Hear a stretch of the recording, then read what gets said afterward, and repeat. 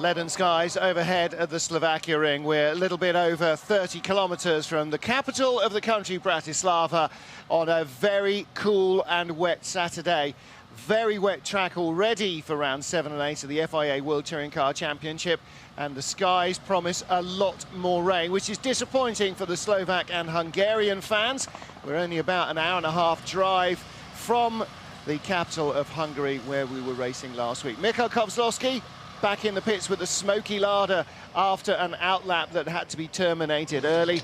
Everybody else, well, are they going to be making a gamble? Martin Haven here, Matt Neal alongside me. Matt, it doesn't really look like a track that will reward a gamble on tyres. It's amazing the contrast in weather conditions from yesterday, today, and even this morning. So, woke up this morning and it was clear blue sky and puffy clouds over the top. So the teams are going to be working frantically to get their wet setups on the car. And it's going to be a journey into the unknown. No driver has had a wet lap round here yet this year in this new regulations car. So it could favour the Citroens, you know, with their dominance. But, you know, it's going to be an opportunity. The larders were very quick in Hungary, especially Huffy in damp conditions. Or in Ricard. So, you know, anything could happen for us. Well, these high-speed corners, especially turn 2, 200 kilometres now, flat out in top gear, not in these conditions. There are several braking areas that can offer an overtaking opportunity. Turn 1, definitely. Turn 3, absolutely. And then a tight, twisty infield section where grip is at a premium. We could see cars making mistakes and leaving the door open for others. After that, it's the long return back past the pits up to the long sweeping corner 13 at the end of the lap. That can also offer a chance to pass. Across the line up to 6th gear, going to put the lights on because we're on a hot lap.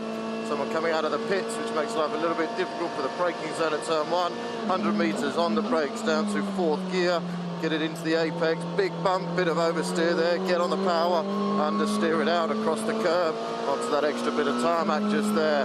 Turn 2 coming up fastest one of the corner, we're going to turn in, flat in 6th gear, little lift as we just get the nose in, get on the power, back's moving around a little bit, pit the exit, off onto the rumble strips there, which we're allowed to do here, over the crest into turn 3, hard on the brakes at about the 100 metre, get it stopped down the hill, down into 3rd gear, keep it in nice and tight on the apex, spot the exit, squeezing the power, got a bit of wheel spin there and a bit of understeer on the exit, back to the right, back into the left, flat all the way through here, up to 5th, turn in, 200 k's in 5th gear, little lift, bit of moving around from the rear, brake, down to 3rd, late wide entry here, bit of oversteer on the entry, car's not behaving itself very well so far this weekend, back to the left, tight left-hand corner down to 2nd, spot the exit, try not to get on the power too early, don't want too much wheel spin, up to 3rd, up to 4th, flat turn in at 4th, pull 5th, little lift, try and get a bit of understeer through this corner, just had a big slide here, got a yellow white flag from a slow car on the track, Valente's got a problem by the looks of it, we'll try and avoid him, get it turned in tight, we've got Tarquini in front of us, hopefully he's going to get out of the way because he seems to be on a bit more of a lap than he does, or he's going to stay in the way, out to the right, get a bit of a slipstream off Gabrielli, it's let us pass nicely, not slowed us down too much at all, picking the braking point bumpy for the last corner, just after 100 metres, get on the brakes. One thing about these new TC1 cars is they definitely stop quite a bit quicker than the old ones, try and keep it in, reduce the understeer, get on the power, use as much track on the exit as possible, and across the finish line. Hope you enjoyed it. Well, a great lap from Rob Huff, showing what conditions were like yesterday, Matt, for qualifying. Nice, dry, warmish and sunny. You can see the track workers just making final preparations. Cars on the grid, it's windy. It is drying out. The question is it going to dry out enough for anybody to dare gamble on a mixture of tyres? You can have all wets, all slicks, or a combination of the two. I think any driver is going to be very, very brave to try and mix it up from anything bar the wets. And you know, the leading guys, they're going to be watching who blinks first with their tyre choice, and they're all going to be shadowing each other, and I think going for the safer option, which is wets here today. It's still pretty damp out there. There's still a little bit of drizzle in the air, so we don't know how quickly it's going to dry out, especially with not much running on here in the damp, because it's scorching hot last year. So it's, you know, very minimal experience here, bar any testing people have done. Does dry out pretty quickly, especially with this stiff wind. It was wet this morning when we woke up at 7 o'clock. It was dry by 7:30. It dried out again very quickly during the European touring car race first encounter. So maybe Tom Coronel, if he's looking at the sky and doesn't think any more rain is coming, might be going with a gamble.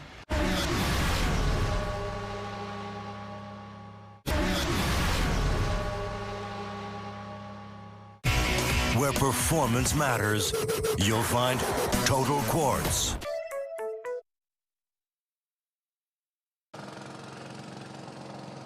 Wet cars on a wet grid, and Matt Neal, what nobody wants on a wet track, somebody has left oil, and that somebody we have to assume, Mikhail Kozlowski, who brought his Lada back in, smoking heavily from under the bonnet. So for the second week in a row, his Lada is hors de combat. Yeah, it's not good, Martin, at all. I mean, because oil just disperses and it'll make the first few laps, well, it just won't clear up. It'll be treacherous out there, and putting cement dust on it is a bit like sprinkling cement dust onto the surface of the Atlantic, trying to get that up. So I think they're flogging a dead horse there.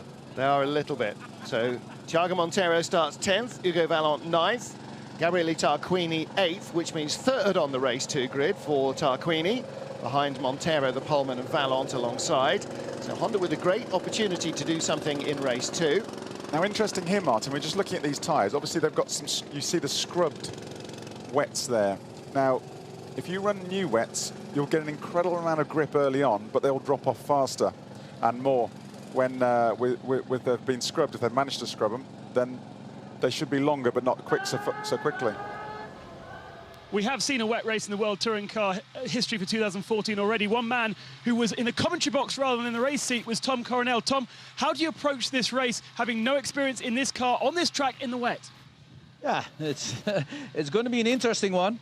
It's for me the first time in the wet. 380 horsepower on the front wheels. But just in the warm-up lap, I went through the pit and I felt more grip than I had expected. But it will be a difficult one. Because for sure the front-wheel drive cars, we will scrub the fronts a lot, and probably our front tires will go down. So at the end it will be very difficult. Thanks very much. No problem. Tom Coronel, as Ben so correctly says, when we were watching the wet races in France, was in the commentary booth. His car wrecked, of course, in Marrakesh. It's now all in one piece and back together after some enormous amount of midnight oil burning by the Royal Motorsport team, and I'm sure Tommy will do his best to try and help them. And Matt, of course, that tyre scrub on the front-wheel drive car will be mitigated if you are using a slick. It'll be less grippy to start with on the wet weather, but it won't overheat so badly. Well, I think it sounds like Tom's going for brand new. If we could just focus in on those tyres and see what Tom's going. Same That's team as Tom Chilton. He's got wet, and you can see it is still raining. It is wets, but it's brand new wets or scrubbed wets. They haven't been heat cycled, so it sounds like both the Round Motorsport guys, both the Toms, are going with brand new wets, and it means they've got to look after a bit more. They'll have a lot more grip in the opening couple of laps, but they will drop off, so they've got to look after them. Gianni Morbidelli, the only man not driving a Citroën to have won a race this year, and he will start in 5th position. Norbert Michels 4th, the only truly competitive Honda in Q2. He got through into the Q3 group. Had a really good run here so far after real disappointment. That home jinx always seems to strike World Touring Car drivers. Ivan Muller will line up in 3rd place. Just didn't quite get the best out of his Citroën C-Élysée in qualifying. He went through into Q3, the fast 5 from the second period of qualifying, but he lines up as the 3rd of our Citroëns. He is 2nd in the championship standings. He's now 12 points behind his teammate who sits on pole, who leads the standings. Sebastian Loeb in 2nd place. Great qualifying lap from the World Rally champion. Really put the cat among the pigeons, and it took a stunning effort from Jose Maria Lopez to put his car on pole position. He is on fresh wets, so too it would seem is everybody else on unscrubbed new wet weather tyres. Jose Maria Lopez, the man on pole position for Total Citroën Racing.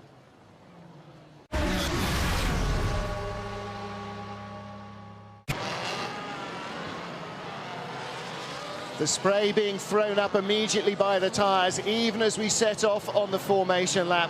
And that it gives you an indication of just how tough a job it's going to be for anybody on row 2 backwards on this grid. Our onboards with Lopez, Muller, Michelic, Morbidelli. We've got a host more of them as well. Michał Kozłowski still in the cockpit of his Lada Granta Sport, hoping against hope that the team can find some way of getting it to run, and watching the timing and reading tweets on his iPad, because we do multitask. He's not on Twitter, I don't think, Michał. We'll have to have a little look at that. Jose Maria Lopez, our championship leader and pole sitter. Ivan Muller starts third, Sebastian Loeb second. Thiago Monteiro and Gabriele Tarquini first and third, with Hugo Vallant second on the race 2 grid. And that could be just as wet, if not wetter. Well, let's hear what the conditions are like from Gabriele Tarquini. Welcome to Slovakia Ring. It's a very wet day for this first race. I mean, condition new for everybody. We never test on the wet condition, so it will be a very tough race for everybody, because nobody had the chance to test on this track in this condition. I hope you will enjoy this race, full of, I think, overtaking, full of emotion and show. And see you next race, see you on the second race. Bye-bye. Well, let's wish everybody a safe race. Anybody who watched the start of last night's Grand Prix of Indy will know just how dangerous racing can get occasionally when things go wrong. Franz Hengster, Pasquale Di Sabatino leading the Yokohama Trophy. Yukino Taniguchi's Honda blew its engine last weekend, incidentally, and there is no spare. They had to build one up specially at Honda in last year's spec for that car. And presumably they will now have to go and build another one, unless they can build him a TC1 car, however. Warm-up lap here, down in the pits, Ben Costanduris, Alex Legui, and up in the commentary box, staying nice and warm and dry, Martin Haven and Matt Neal. And Matt, it is properly filthy, isn't it? I mean, they're vile conditions. Martin, as the old saying goes, it's wetter than a knotter's pocket, so it's certainly going to be a challenge, and spray and vision is going to be a real challenge out there in the first few laps for these guys. You know, we've got 4 big, long 5th, 6th gear straights, so you know you're going to see them ducking out, trying to get us just a sight of where the corner is at the end of the straight, and you know, we're just going to hope they all get round safely. Looking back from Jose Maria Lopez and looking forward from James Thompson, you see the same thing, a lot of water filling the air. Michał Kozłowski, with nothing to do, I'm afraid, but join the team watching on TV. And wherever they are, everybody with everything crossed. As Matt Neal says, there are a lot of very quick corners here, and the potential for things to go wrong when the friction circle is so low, really quite large. One fortunate thing, Martin, is it doesn't look as though we've got much standing water out there, because that's one of the tricky things with the vision, is hitting the standing water. But here comes the rain again, so yep, we could be getting it quite soon. It is pelting down now, real stair rods here in Slovakia. What happened to our European summer, I want to know.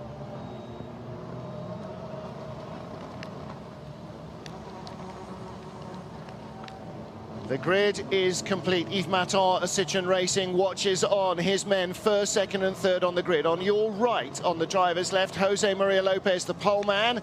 Daniel Elena, Sebastian Loeb's co-driver there, watching intently with the beard as his longtime buddy and partner starts on the outside front row. It's Lopez on your right, Loeb on your left, Muller behind. Watch for Tarquini as well, starting down in 8th place. He always starts strongly. Huff and Borkovic show quickly. Tarquini gets stuck up behind Monteiro. Loeb takes the lead from the, I don't know, could it be any drier side of the grid? I don't know. Michelic in second in the black Honda. Everybody else fourth, 4 wide as they funnel into the first turn. And Lopez in second, Michelic third. Muller struggling to stay in front of last year's teammate Tom Chilton. Coronel, the blue car, coming through into 6th place. Franz Hengster has found the outside line and got rolled out of bed there. Muller gets his nose in front of Chilton. Just about everybody got through safely. And now they come down to the first major braking episode of the lap, Matt, and Sebastian Loeb with the lead, visibility and everything in his favour. Yeah, it's amazingly. Muller got absolutely engulfed at the start, and he is normally the master of getting it off the line in slippy conditions. So he's definitely got all the work to do now from the Citroen boys, and he's going to have to work hard just to get past Michelitz now with. Great start from Huff, looking there at the red car of Rob Huff. He's got in front of both Hondas. Just in front of him, Gianni Morbidelli is hurling the car at the corners. I'm not sure he's fully up to speed yet with the rear steer of that RML Chevy in the rain. But yeah, Loeb made the best of that, didn't he? And Muller in 4th place, but he's going to have to get by Norby. Yeah, Huff's up to 8th now. We got both the Raul Motorsport Chevys of Chilton and Coronel making chase of Muller in 4th place, so if they can hang on to his back, if anything comes, they can follow him through. That's Coronel, the blue car, Morbidelli, the black and white, and one of the Hondas has got by Rob Huff, and that'll be Gabriele Tarquini, I think. No, it's Thiago Montero behind. Morbidelli harassing Coronel. And Tarquini, Huff and Montero coming through. The Dayglow yellow Hugo Vallant, who you can spot in any kind of conditions. That car's so easy. Then Dusan Borkovic, Reni Munich and Mehdi Bennani from the last row of the grid. Bennani, great effort from him. Where's he got himself up to? 14th place. He's already picked off 6 cars. And looking down the inside comes Montero, trying to get by Huffy. And Bennani on the inside of Reni Munich. He puts that one to bed. So despite the fact that it is the sort of treacherous conditions, you'd be creeping around at 40 miles an hour in your road car, they are racing wheel to wheel as Loeb leads after lap 1. But what they need now is for the rain to continue if they're in Citroens, and for it to stop immediately if they're in anything else. On board with Thompson. Look at that beautiful view you've got there. The rain, it's hard to tell from the TV camera angles as Montero just making the move on Huffy, but it's hard to tell from the TV angles, the rain, but it is still coming down, but it's reduced to a sort of a faint drizzle now. But what we can just see on the TV is just purely the spray being thrown up by these super efficient Yokohama race tyres. 10-inch wide tyre, moving a lot of water. Loeb from Lopez, who is now going quicker than the leader. Michelitz 3rd, Muller 4th, Chilton, Coronel, Morbidelli, Tarquini, Huff, Montero, and then Hugo Vallant. There's Norby, still in 3rd. Well, it was Honda's Thiago Montero that was captain podium last weekend for them, a 2nd and a 3rd. Norby struggled all weekend with his car. It looks like it's now behaving itself nicely. And Ivan Muller's going to have to be a little patient with this one, Matt. I disagree, Martin. I think he needs to get his skates on. You know, he's got to make chase of the other two, otherwise he's going to lose them. And he's going to be. What they're going to be doing now is they're all going to be exploring the wet lines. As I say, wet lines. You see, they're not on the apex going through. I think it was turn 9 there, and because the racing line gets impregnated with rubber, so the water will almost bead on it, so it's just very, very slippy. So you explore these wet lines, and there'll be grip in certain areas and not other areas, but just find that fresh asphalt, fresh, bit coarser asphalt, which is smoothed over, where you can find a little bit more grip. This is, they call it the old karting line, but there'll be a definite element of them all trying this. Ooh! Now, jump start for Ivan Muller. Was he rolling before the lights changed? Yes. Surely that's a penalty. Well, he did stop, but in the word of the rule of the rule. Yeah. he was stationary well, and Muller's off. There you go. No, into the pit lane. So he has been handed a penalty, drive-through penalty. So it's not been notified on your screen. It has just come up on our pit board. Well, in answer to your thought about he must get by Michelitz in a hurry, my answer to that would be, yeah, but even if he gets up behind the other two, in this weather, is he going to be allowed to race? I don't think so. I think Citroen will say, we're 1, 2, 3, it's vile. The only thing that's going to happen is you're going to hit each other, stop racing immediately. Well, he's now out of the race, Muller. He's not out of the race, Martin, he's just down the back, but yeah, behind everybody. Behind James Thompson. Meanwhile, we're looking now at the battle for 4th, Chilton versus Coronel.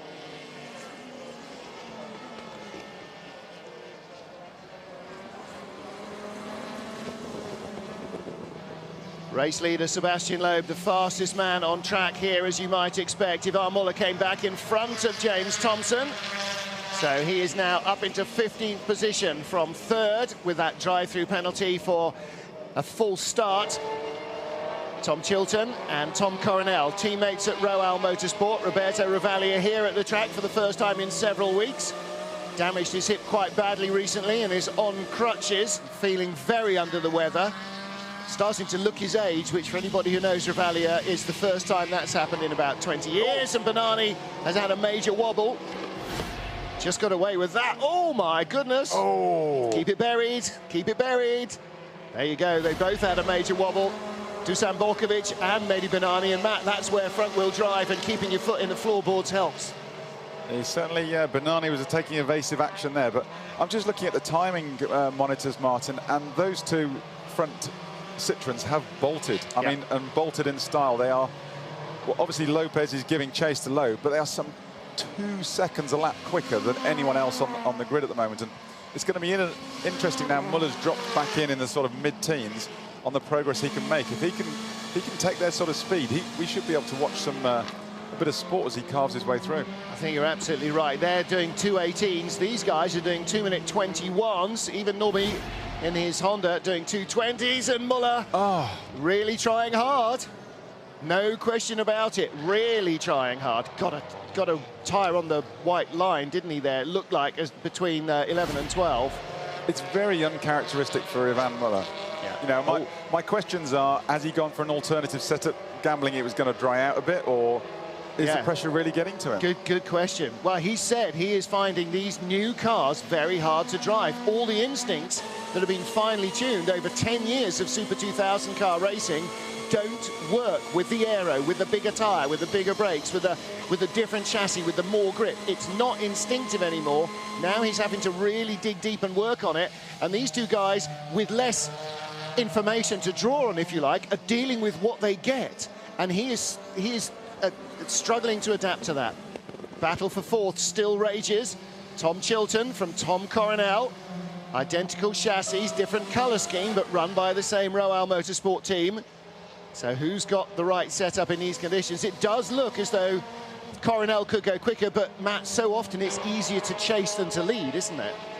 Oh, I mean, you can just judge the braking points and everything of your lead car, but obviously you've got the spray and the vision as a bit of a handicap. I'm just looking, I mean, Michelitz, he's a good step forward from these guys. He's a second lap up the road in lap time.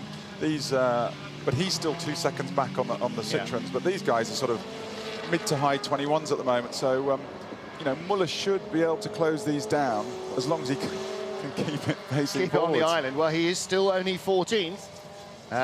Peter Foulin has now got to the lead of the TC2 class, the 2-litre cars, the old Super 2000 cars. Mehdi Bennani makes it round Dusan Borkovic, and here comes Muller.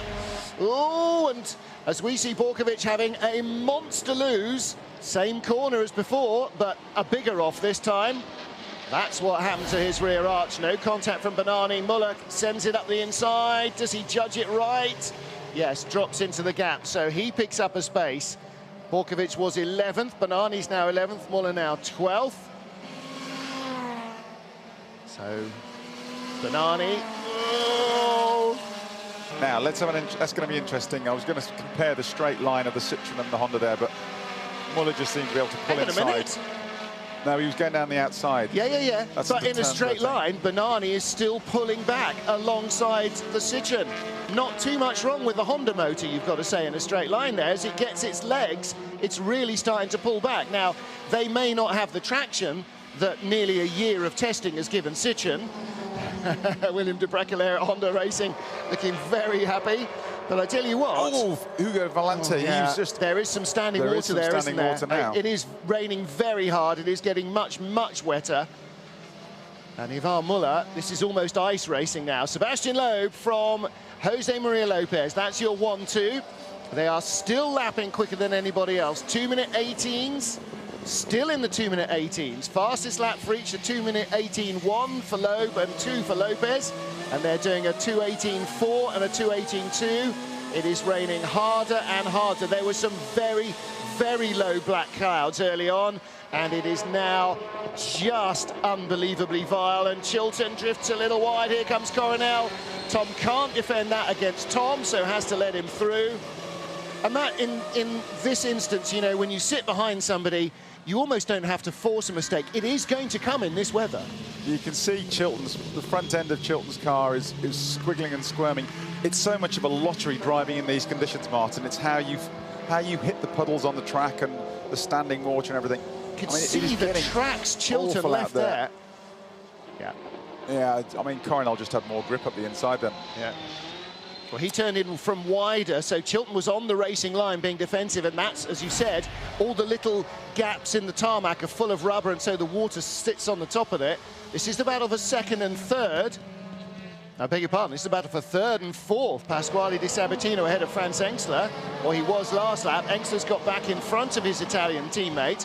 So the two front-wheel drive cars, Peter Foulin and John Filippi, the two Seats run by Campos, are first and second in the class, and in these conditions, probably not a surprise. What did we always say about the rear drive BMWs in the rain? Their tyre temperatures went through the floor, didn't they? And it was just deadly. Just focusing back on the Citroens there. It'd be lovely if we don't get any team orders and Lopez can put Loeb on under some proper pressure here. Look at them, they're squirming and everything under the water. That start-finish straight looks positively lethal now. The Citroens are now nearly a second a lap slower on that last lap than they were the previous one. And look, the camera can barely make out the cars. And yes, now 2 seconds on the last lap. The previous lap was 1 second slower. And we may be in a situation where our race director has no option but to red flag this, because cars are going to have monster accidents on a 230 km/h front straight, which is straight and as wide as an airfield. That's not nice. No. I've had that experience. That is certainly not nice to drive. This is now entering the realms of literal ice racing, and the speed coming right down. Everybody is tippy-toeing around.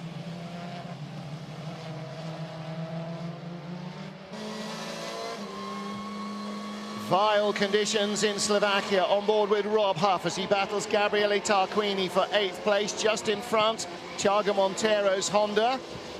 Morbidelli is 6th. There's Viktor Shapovalov watching Huffy trying to fight his way up the order. Huffy's looking feisty. Yes, he is. He's looking for the opportunity. Well, now, talking to Rob about the wet conditions in Ricard, he said, actually, the Lada is quite soft, and that Martin is working in these conditions. He may have better tyre temperature than almost anybody else, and that might just give him enough of an edge. The Honda comes back around the outside, a little bit more traction there. Again, the Orica built engines in the Lada, not much wrong with them in a straight line, as we've seen before. And Huffy really making a race of this. Sleeves, look at the water pouring off the wheels. I mean, this is ridiculous. Safety car, it had to come. The lead is now lapping in 2 minutes 20, nearly 2:21. Oh, Tarquini was almost off there. Big save. And that might be the end of the race as we know it, I'm afraid. Can't see, A, that the rain's going to stop instantly, or B, that anybody's going to have any tyre temperature left. Safety car has missed the leaders. And this is James Thompson coming around the inside of Mehdi Bennani. Was that a change for 13th place? It was. There's a bit of a few flesh wounds to the side of Tomo's car there. He's obviously been in the action. Whatever setup they've got on Volante's car, it's not nice, is it? Not sure they've backed it off at all to account for the rain. Safety car at the exit of pit road, which means that everybody's going to have to go round for another lap before joining the safety car queue. Looks like Bruno, the safety car driver, stopped to have a sandwich. Well, it is an Alpha. It is raining. I couldn't possibly say anything further than that. So what's the deal now then? I mean, OK, let's all play race director. The rain is getting worse. You're seeing stuff like this lap after lap, as Ivan Muller has made it up past the very bouncy Hugo Vallant. I think Vallant's car, as you said, Matt, is definitely not best set up. But when Muller was going down the straight there, you could see the splitter, which is 2 inches off the ground, was actually cutting into the water in the puddles. Oh, I mean, and John Filippi, our TC2 leader, is off. Is that under safety car? Yep. Well, that's because now they've slowed down. There's no tyre temperature. No, it wouldn't go that quickly, Martin. Wow. I mean, unless... I don't know. Well, he's hit a puddle, and off he's gone. I mean, as a driver, you'd welcome the safety car coming out, unless you're on the attack. Yeah. So unless you're Muller, for their sake, case. yeah, fantastic. But as just for me watching from the commentary box and talking about it, and the fans, then you want to put the drivers under a bit of pressure, don't you? So you'd want it to continue. Well, you do, but on the other hand, you want it to be racing. I'll tell you what, Muller, never mind him struggling to get his head around the cars. He's just making little mistake after little mistake this year. And so, I mean, very uncharacteristic. After these errors, if he ends up winning the championship, my goodness, he really does have some luck on his side. Well, we're going to hear from Rob Huff, hopefully, as long as the electrics work, and find out just what the driver's view of it is.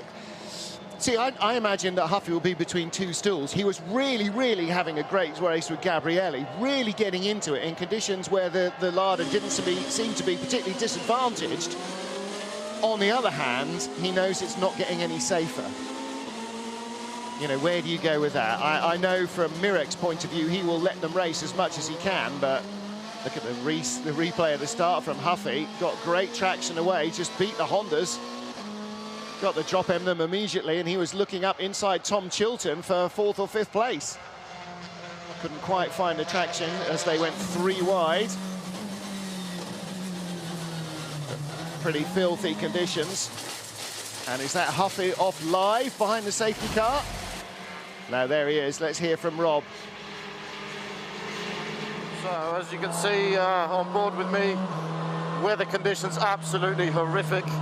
Struggling to keep the car.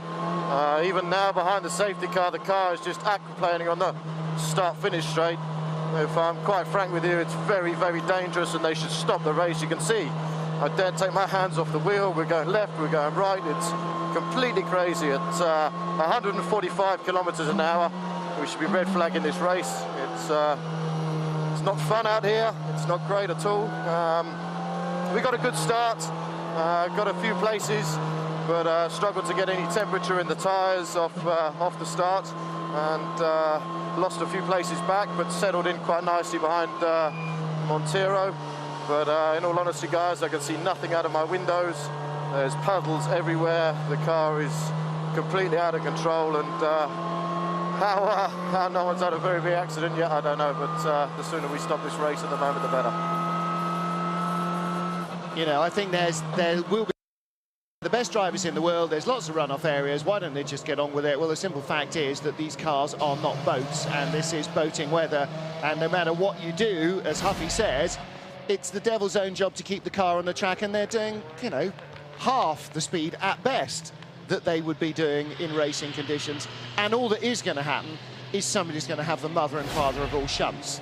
Yeah, you can tell he's not happy. He's definitely not happy in there. During that interview, and you can see he's even just cruising behind the safety car how hard he's having to work. It would have been great to see him from that shot during the race conditions, but I think they've got no, because the rain is still coming down just as hard. They've got no alternative. They're going to have to pull race back. What's happened now, of course, is that there is now no temperature left in the tyres. Those wet weather tyres may as well be wood for all the grip they're going to give you. So if they try and restart it, it's going to be worse than if they hadn't stopped it at all. And John Philippi, who was going to win TC2 after that off, has come into the pits. I know they've extended the lead for another lap. Well, after 3/4 distance, 75% of race distance, we will get the red flag. This is race 8, lap 8 rather. They will have to do another one.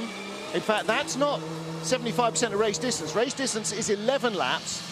You have the ability to add 2 laps, so you could have stopped it at 75% of 11 laps, and that would still have been 75% of the projected race distance, which was 11 laps.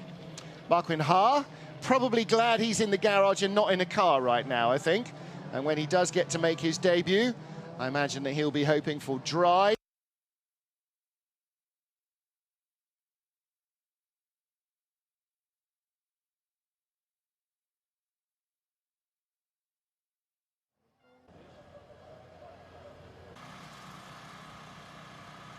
Be doing that, Matt, and I think stopping the race now is the only option that we have.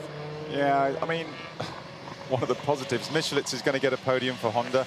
There's a lot of Hungarian fans come over the border for this race, and you know, there's a big crowd actually here. I mean, despite these weather conditions, so it's going to be another good podium for the home crowd. You know, considering Norby had a rough Hungaroring last week, so that's a positive. For Loeb and Lopez, they're going to be rubbing their hands together, seeing what are down at the back end of the top 10. Well, and the other thing is that for all the fact that there were drivers kind of hassling for a position, there wasn't an awful lot of passing going on because the conditions were getting so bad. So we haven't stopped a race. We've essentially stopped a long queue of cars waiting for the big one to happen. All right, it's not Talladega, but you try telling that to the guy who goes off at 160 clicks into a barrier somewhere because he's skidding across the top of a lake. The fact that it's not Talladega really doesn't make that much difference. Wet That's weather. ridiculous. Look at that. Exactly. Ridiculous. Exactly. You know, police would be warning drivers not to make a journey unless it was absolutely necessary, and it is not absolutely necessary to have any more laps. So the weather had pretty much neutralised the race anyway. As you said, Matt, a few battle scars there on Tomo's car. I think he's had a monster slide through a gravel trap somewhere in that. Yeah, they have to. If people ask why is the safety car going out? Because they have to do a minimum distance to be classified as a full race and get full championship points. So that'll be the reason they're just completing so many laps under the safety car before they knock the whole thing on the head. So the poor grid girls are going to have to go out and get onto the podium in weather like this. At least the drivers have a set of overalls on. The girls are in a skinny lycra suit. One of those days when grid girls perhaps aren't enjoying being grid girls quite as much as they had thought they might do yesterday. I think Ben and Alex should be right there, right on the edge of the pit lane to interview the drivers as they come out. I'm not sure I want to see Ben in lycra, wet or otherwise. I'm just leaving that on the table. There are some Norby fans that spotted themselves on the Jumbotron screen. Well, in fact, the race is a sellout here in Slovakia. They sold more tickets for Slovakia than they actually did even in the Hungaroring. So it's apparently a slightly better deal for the Hungarian fans to buy a ticket for Slovakia and drive here for the day than it is to get into the Hungaroring. However, they will be delighted with Norby, who is on the podium in third place, another Honda podium. So as Ben said, 12 euros to get in here. That's just like the British Grand Prix then, isn't it? It is, yeah. Very good value, just like the British Grand Prix. Hang on a minute, what? God, you can see the barrels of water coming off the side of there. It is ridiculous, isn't it? And, you know, there was no question in my mind that Mirek did exactly the right thing. Throw out the safety car in the vain hope that something might happen that was good. And in the end, what he's actually done is made sure that nothing happened that was bad, which is probably the least worst situation that we could have had.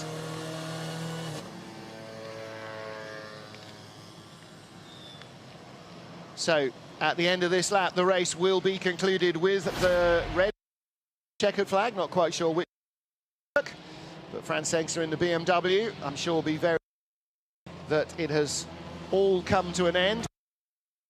Trying to get those cars around in these conditions. Peter Foulin, though, in his first ever race, front-wheel drive car, in his first ever race in a turbo, his first ever race sequential gearbox, ends up winning TC2. So Foulin was racing, he did 2 races this morning in the European Touring Car Cup in his 2-litre normally aspirated H-pattern gearbox BMW, and then converted into the front-wheel drive, turbocharged, sequential gearboxed Seat Leon that he's racing with Campos. So talk about mind-bending weekends. And he was second to the turbo BMW of Matto Homola in race 2. A great, great drive. At least they're both left-hand drive. Yeah, well, yes, all right, yeah, I'll give you that. I'll give you that. Fair enough. And in these conditions, he may have found that the front-wheel drive car was different than a turbo BMW. Well, so there's going to be the Castrol boys have conditions.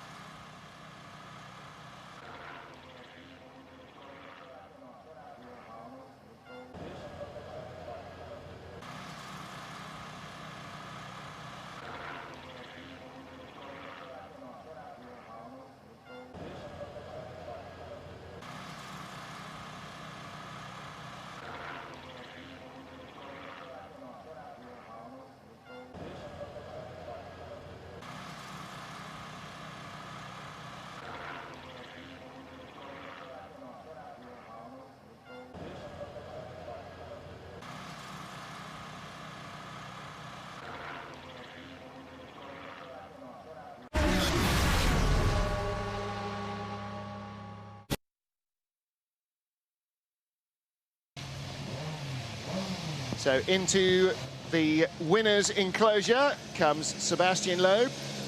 Currently hot and dry, about to get cold and wet. Speaking of which, down there will be Alex Le Gui and Thomas, our cameraman. Saw him at lunchtime. He was already sort of wet from the ground to the knee up, and I think it was starting to permeate all the way through. Here is Sebastian Loeb. And Matt Neal, although they've come slowly round the last lap, and that will have helped the misting on the windows, visibility from inside the car as well as the weather outside can't exactly have been getting any better. So stopping the race in all ways a great call. Yeah, you can see on the side of that Citroen, all the side windows are all misted up. They use, it's not like a road car or anything like that. You haven't got any ventilation in there. It's all sealed up tight for the aero to make the aero work properly, and the cabin space is actually a pressurized area, so of negative pressure, as well as the underbonnet. So, you know, they'll treat all the windows with anti-fog, trying to make it work, and trying to keep the vision as clear as possible for the drivers. But it's inevitable with the heat coming off the engine and the turbo that you will get some misting. I wonder what the rules are for plugging in an electric heater, a 4-bar heater inside your car during parc fermé, because it needs that to warm it up and cool it down. There is our pit reporter for Eurosport France, and for all of Citroen's trumpeting of the great world market and everything, they are very, very intent on sending the right message home to Paris, aren't they? All the holes in the shells. I was racing in the Astras, the Vauxhall Astras, many moons ago, and there used to be all holes in the floor, and it used to, literally, the cabin used to fill up with water. Yeah. So when you hit the brakes at the end of the straight, there'd be a big tidal wash up by your feet. And then as you accelerated out, all the water would go back in the boot. See, Ben and I would tell you that what you need there is an automatic baler in the bottom of a car that only lets water out and doesn't bring it in, and the airflow underneath would work. Laurie Tellman interviewing race winner Sebastian Loeb, so we'll get to him in a moment or two. You saw Jose Maria Lopez looking fairly happy with his day.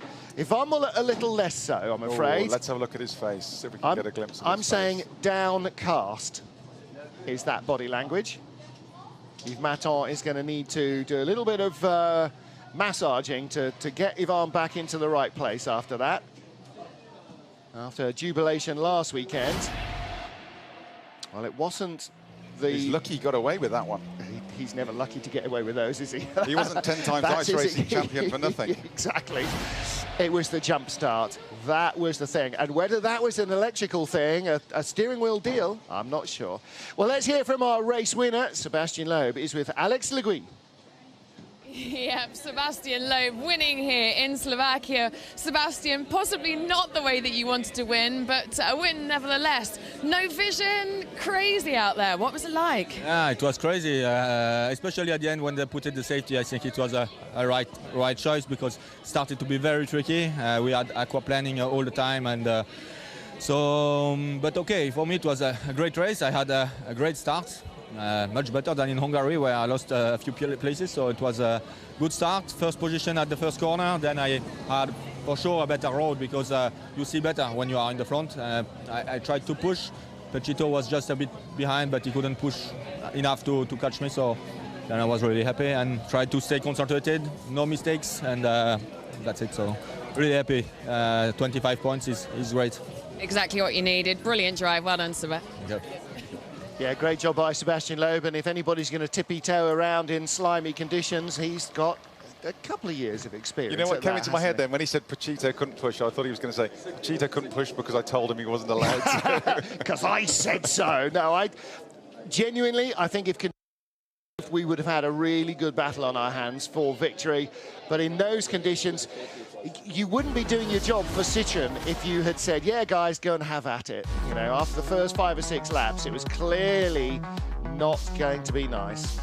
So race 1 here in Slovakia ends pretty much on time, but several laps short as the weather intervened. Forecast, I'm here to tell you, for the rest of the afternoon does not look any better. Hello, is that Noah? Yeah, about that arc.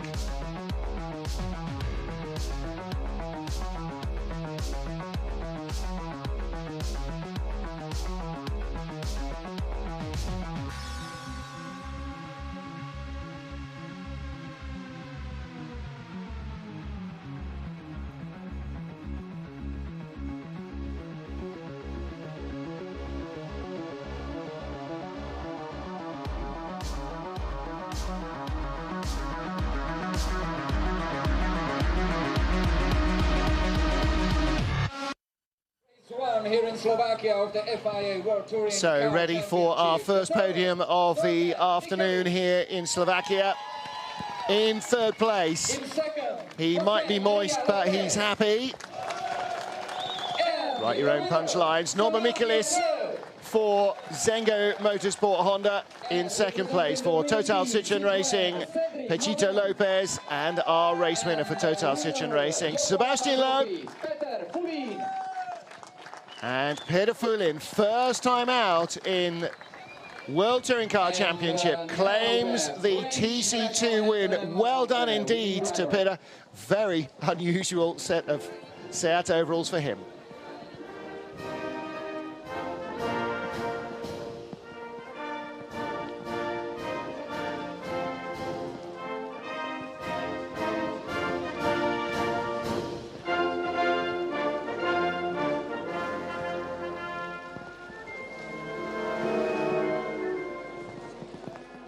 And the anthem for our winning manufacturer, that'd be the same.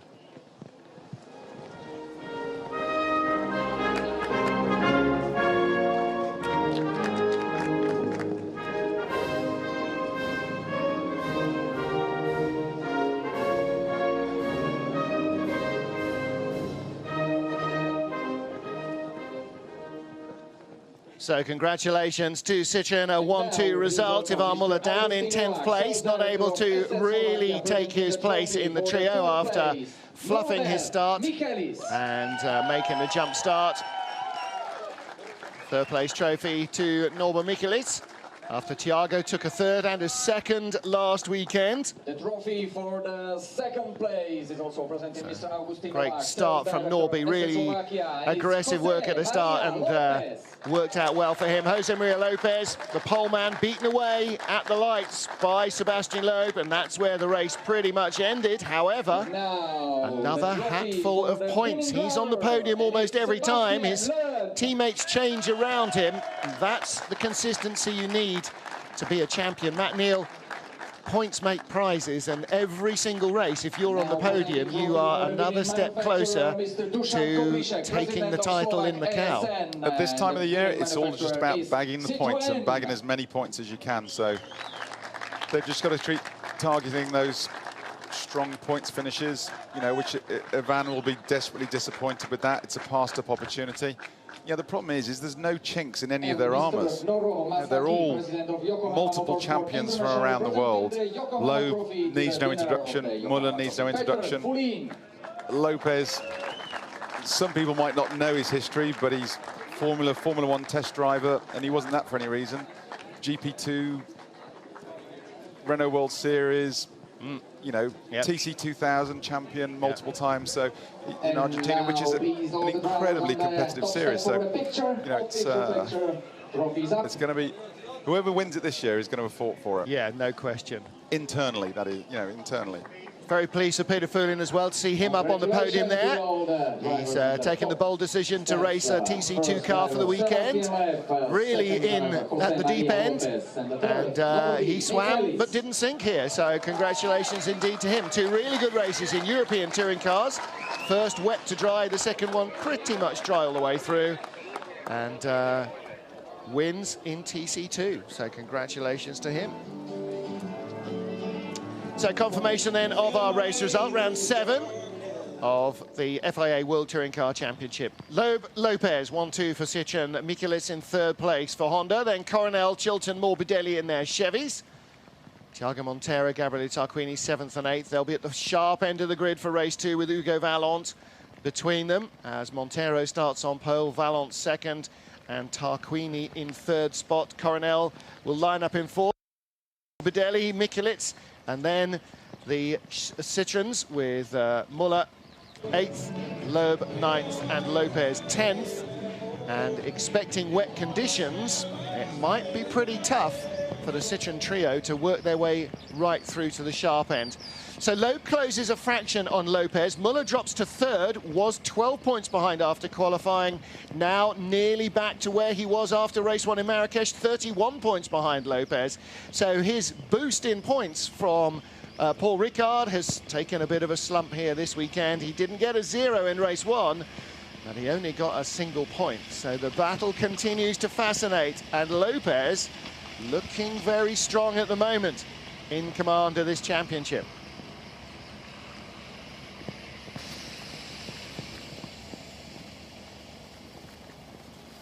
So that is it for a very wet race one. Whatever else you do with your afternoon, wherever you are, your early morning, your late night, please join us at 5:45 p.m. And if it's continuing to rain like this, those stickers that instead of lights might need to be replaced by actual lights here in Slovakia. 5:45 Central European, 3:45 Greenwich Mean Time, wherever you are.